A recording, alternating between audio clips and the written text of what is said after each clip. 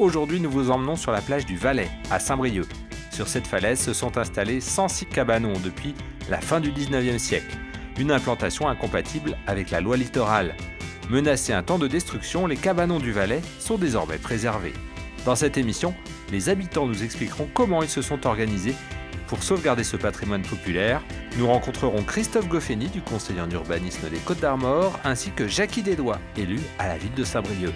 C'est tout de suite et c'est dans Archi à l'Ouest.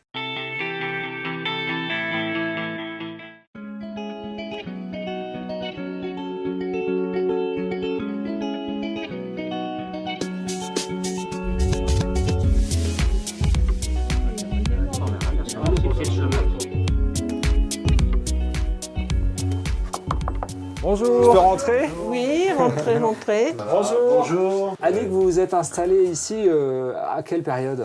Avec les parents, on est arrivé, mon frère, on est arrivé en 1953 ici.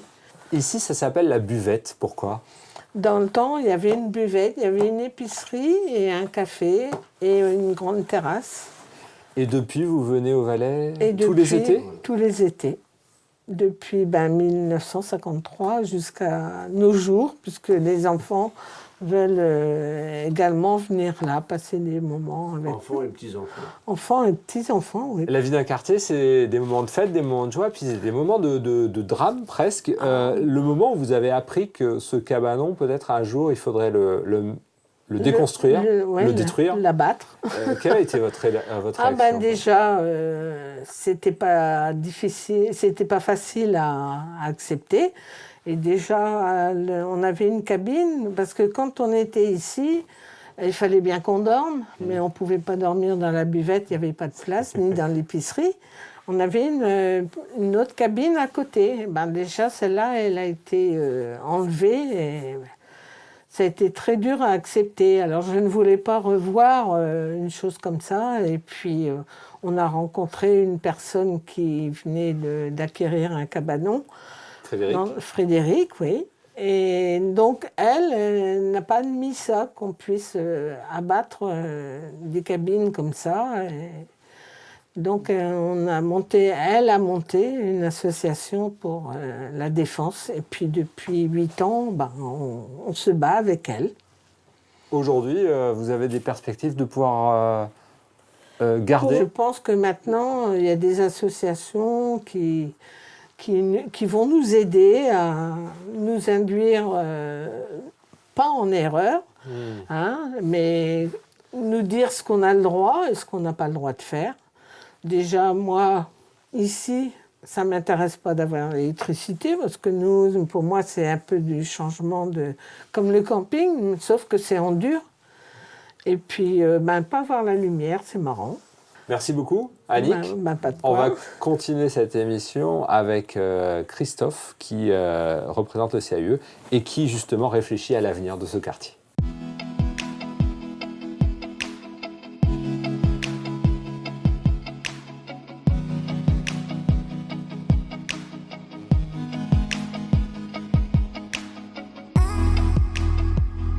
Bonjour Christophe. Bonjour Frédéric. Alors on est à Plage du Valais, au milieu de ces cabanons. Ici, c'est la côte aux Belles. C'est ça. Il y a 106 cabanons en tout. Comment ils sont apparus ici? Les cabanons de la Plage du Valais se sont installés dès le milieu du 19e siècle pour profiter de la plage du Valais, la plage de Saint-Brieuc. Et puis au fil du temps, on a eu, par vagues successives, d'autres cabanons arriver, jusque dans le milieu des années 60. Et après, tous ces cabanons ont failli être rasés. C'est ça, la loi littorale, entre autres, s'applique ici aussi.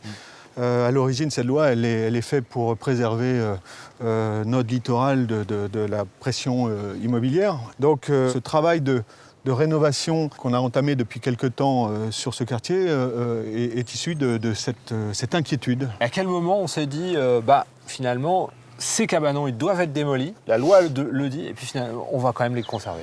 La ville de Saint-Brieuc a pris rapidement conscience que ce quartier faisait partie du patrimoine social. La ville de Saint-Brieuc s'est rapprochée du CAUE pour qu'on les aide justement à garantir que ces cabanons, qui sont faits de briquets de broc, c'est des constructions légères, qui sont souvent autoconstruites, puissent être préservés et puissent continuer d'exister le plus longtemps possible. Parce que la vie ici fonctionne bien, ça fonctionne comme un quartier. C'est ça, tout l'été. Il y a une association de quartier. Il y a une association, le quartier est plein d'habitants tout l'été, hein, du mois de juin au mois de septembre. Et donc, ce qu'on a convenu, on a travaillé avec 3 étudiantes, Lucille, Betty, Laure, qui sont restées en résidence tout l'été et qui ont rencontré les habitants pour essayer de comprendre leurs soucis et essayer de proposer des solutions de rénovation, de réhabilitation de ces petits édifices. Alors Christophe, très rapidement, la mairie a acquis certains des cabanons parce qu'elle les avait préemptés en vue de les déconstruire. Et aujourd'hui, il faut trouver une vocation justement à ces cabanons devenus publics. C'est ça. Alors c'est certainement une chance. On va peut-être, l'année prochaine, c'est notre projet, avec la ville, travailler sur la réhabilitation de ces cabanons avec les habitants, trouver des solutions de réhabilitation qui vont bien à tous. Et donc notre projet pour l'été prochain, ce serait de mettre ça en route. L'été prochain où tout le quartier s'anime aussi encore plus que hors saison. Merci beaucoup Christophe. On va rencontrer dans un instant l'un des élus de la mairie de Saint-Brieuc justement pour parler de ces cabanons appartenant à la mairie.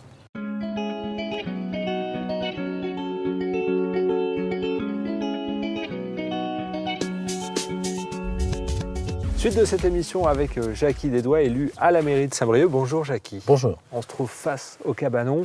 La mairie, à un moment, voulait les déconstruire. Aujourd'hui, elle veut les préserver. Comment on peut expliquer ce changement de cap ?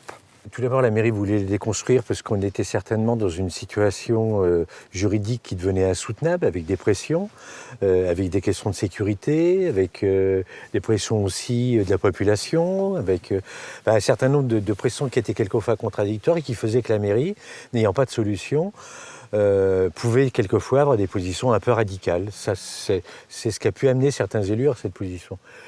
Pourquoi la mairie a changé de position ? D'abord parce que on n'est peut-être pas à la même époque, que les intérêts qu'on peut prioriser ne sont pas forcément les mêmes, qu'il y a toujours autour d'un projet une convergence d'intérêts et de sensibilité. Aujourd'hui, la ville considère que c'est un patrimoine, quoi. La ville considère que c'est un patrimoine, mais pas qu'un patrimoine architectural. C'est aussi un patrimoine où il y a eu des gens, où il y a eu une consistance sociale, où il y a eu... voilà. Et ça, il faut le faire émerger. Et ces maisons sont quelque part le témoignage de cette histoire-là. Bon. C'est pas être complètement agrippé à son histoire, mais c'est parce que cette histoire est belle et a fait que quelque part on vient aussi de ça. Donc ça, voilà, c'est une empreinte de quelque chose. Aujourd'hui, comment la collectivité veut accompagner justement cette reconnaissance ? Il y avait une association qui s'était créée par réaction, très bonne chose. Donc on a commencé à travailler avec l'association et puis on s'associait les services de différents domaines professionnels, des experts, en particulier le CAE, qui nous a énormément accompagnés dans cette histoire-là. Certainement parce qu'eux-mêmes, c'est un objet d'étude, mais parce qu'il y avait un intérêt, parce qu'il y a une vraie passion qui a été développée par le CAE, qui ont été jusqu'à produire des livres, donc il y a une production écrite qui pouvait se donner, enfin qui était palpable, qui était bon, et qui participait aussi de cette mémoire, et puis de s'associer et de s'attacher les services d'un juriste qui travaille avec nous, donc financé par la ville. Parce que certains cabanons sont construits sur des terrains qui n'appartiennent pas aux propriétaires. Chacun se pense chez soi, mais en réalité, il n'est pas du tout chez lui, parce que le terrain ne lui appartient pas. Mais tout ça vit bien en réalité, sauf qu'il faut toucher à rien. D'accord. Et ça, c'est pas possible de toucher à rien, c'est parce qu'il y a des gens qui veulent vendre, développer, s'agrandir, etc. Et ça marche pas. Donc c'est une nécessité à un moment donné de quelque part de remettre les choses dans le bon ordre, de démêler d'abord ce qui se passe, de le mettre dans le bon ordre, et puis de redonner une certaine orthodoxie administrative et juridique à cet endroit. À partir de ce moment-là, on pourra explorer les champs du possible que justement la réglementation nous permet d'explorer. Merci beaucoup, Jackie. Merci à vous.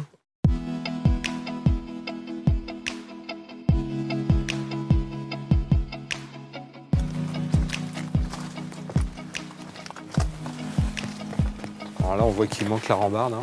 C'est ça qui est parti avec l'eau. Alors là, on est devant ce cabanon. Alors, Lucille, ici, c'est un des cabanons sur lesquels vous avez travaillé avec Betty. Oui, cet été. Vous avez passé l'été ici à rencontrer les habitants, à faire un diagnostic. Quel a été justement le résultat en fait, de tout ce temps passé ici au Valais? Alors, à l'origine, on était vraiment venus pour faire un guide des bonnes pratiques sur comment entretenir et restaurer les cabanons. Et on s'est rendu compte au fur et à mesure que c'était plus complexe que ça et qu'on allait devoir faire un peu du cas par cas, donc rencontrer les habitants pour vraiment savoir quelles étaient leurs problématiques spécifiques. Et donc, on va aboutir à la fin du mois de septembre à ce livret avec ces cas d'études et un contexte plus général aussi pour comprendre pourquoi on a fait ces choix-là. Alors si on a choisi ce cabanon, c'est parce que vous en êtes inspiré pour proposer peut-être un devenir à certains des cabanons qui sont inoccupés. C'est ça, donc ce cabanon c'est le plus ancien qui reste sur la plage, donc on pense qu'il date de 1904. Et donc à l'origine c'était l'aristocrate local qui l'avait construit pour sa fille qui avait des problèmes de santé et donc qui venait ici respirer le bon air marin. Et depuis, on se rend compte que la plage a un petit peu diminué, donc on ne vient plus ici pour se baigner, pour cet usage-là. Donc on a réfléchi avec Betty et donc Laure à le transformer en autre chose. Et on se rend compte qu'en fait ici on est dans une réserve naturelle, qu'il y a beaucoup d'oiseaux. Et donc on se disait l'intérêt ça pouvait être par exemple de le transformer en observatoire à oiseaux. Il est resté tel quel depuis sa construction? Il y a eu quelques modifications, notamment par exemple pour le mettre hors d'eau et le protéger, donc le toit n'est plus le même, mais sinon la structure est identique. Alors évidemment on voit il y a quelques dégradations parce qu'il est relativement facile à ouvrir, donc il est un petit... amoureux qui sont passés. C'est ça, donc il est un petit peu abîmé aussi à l'intérieur, il y a quelques planches qu'on sautait, mais sinon oui c'est le cabanon initial. Lucille, vous qui avez étudié notamment les sciences politiques, c'est un vrai cas d'école, c'est-à-dire qu'il y a une loi, il y a un usage, et au final, qu'est-ce qu'on doit faire? C'est ça, je pense qu'il n'y a pas une solution. Donc le juridique se mêle, le politique, etc. Donc je pense qu'à l'image du livret qu'on va produire, il y a vraiment quelque chose à faire au cas par cas. Et je pense que pour conserver l'esprit du quartier, il faut aussi les laisser finalement continuer à faire ce qu'ils ont toujours fait depuis 100 ans, à savoir continuer à construire, à élaborer, à entretenir. Voilà. Merci beaucoup, Lucille. On ne vous demande pas où vous allez à la plage maintenant. L'adresse est toute trouvée. Et bon courage pour la fin de ce travail. Pour notre part, on se retrouve le mois prochain pour de nouvelles découvertes architecturales. À bientôt.